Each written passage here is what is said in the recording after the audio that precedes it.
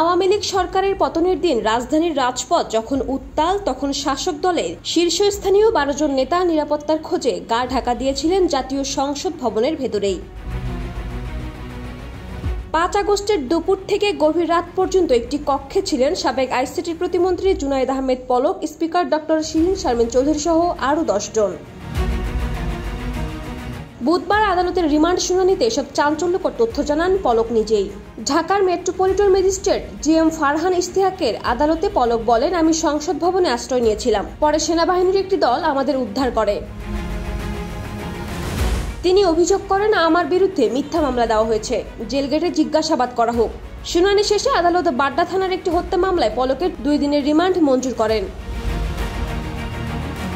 উল্লেখ্য, গত বছরের 15 আগস্ট পলককে গ্রেপ্তার করা হয়। এরপর বিভিন্ন সময় তাকে হত্যা ও হত্যাচেষ্টা মামলায় রিমান্ডে নিয়ে জিজ্ঞাসাবাদ করা হয়েছে। বর্তমানে তিনি কারাগারে রয়েছেন। চলতি বছরের 6 ফেব্রুয়ারি এই মামলায় তাকে গ্রেপ্তার দেখানো হয়।